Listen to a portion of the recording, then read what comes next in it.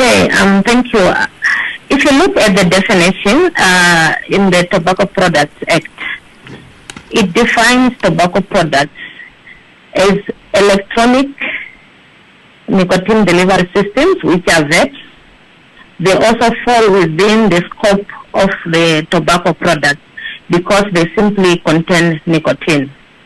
So they are also part of the products that are banned under that act. Are there particular public areas where vaping is now strictly prohibited? Okay, vaping is strictly prohibited in any enclosed public space or workplaces. This includes your restaurants, taxi ranks, your shops, offices, buses, taxis, and government buildings. And Section 22 prohibits anyone to vape in these areas.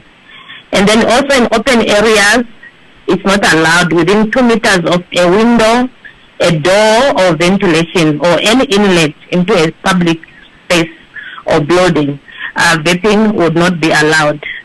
So the intention why vaping will not be allowed is just to reduce involuntary exposure to second-hand smoke, especially in shared spaces.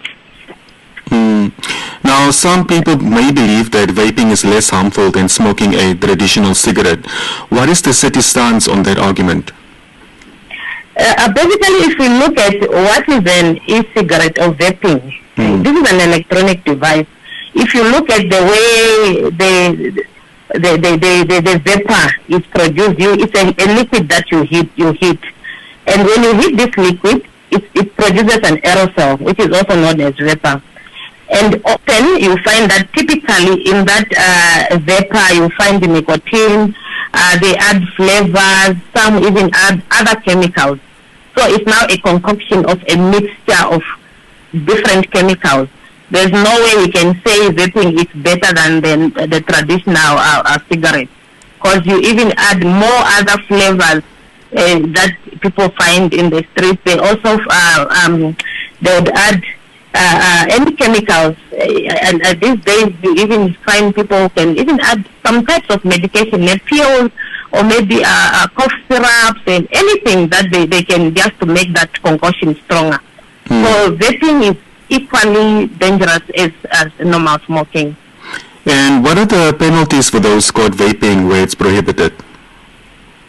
Okay, the penalty can include fines up to 4,000 or imprisonment, and of course this is through once you are found guilty by the court of law, or both. You can either be fined and be imprisoned up to a year, or fine that ranges up to 4,000, as stipulated in the regulations. Yes. Yeah.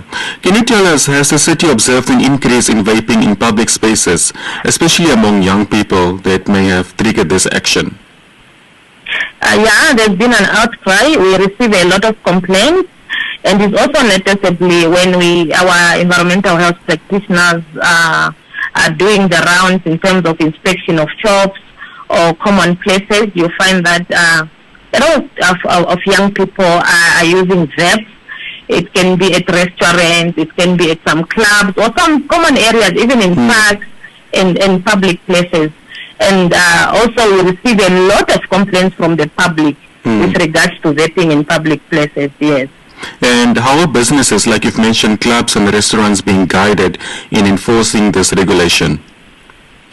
Okay, the businesses and clubs, they according to the Act, they are supposed to display no smoking or no vaping signs at all entrances. They should also prohibit vaping itself. If they see that maybe it's a client or young people are smoking, the law requires them to stop the smokers or the people who are vaping within the area. And also, a failure to do that, it can even result now having penalties towards the business. Like the city can penalize such a business for not enforcing the law. And just finally, what message would you like to send to people who think vaping in public isn't harmful to others? Okay, I would just want to say that vaping, it should just not be done in all public places, because it's as harmful as any other traditional cigarettes. simply because it also contains nicotine. And the unfortunate part is that second-hand smokers, those who don't smoke, they end up inhaling what the vapor that the smoker has exhaled. And this will contain chemicals and the nicotine, which can result in serious health problems both for the smoker and the non-smoker. And vaping also, if it comes in different forms, you see these days they try to entice the young people. It can be a pen, it can be anything very fancy, and then they'll say, no, this is not a normal cigarette, there's no tobacco, but in as much as there might not be tobacco, there's nicotine, there's other chemicals also that can have harmful effects to one's health.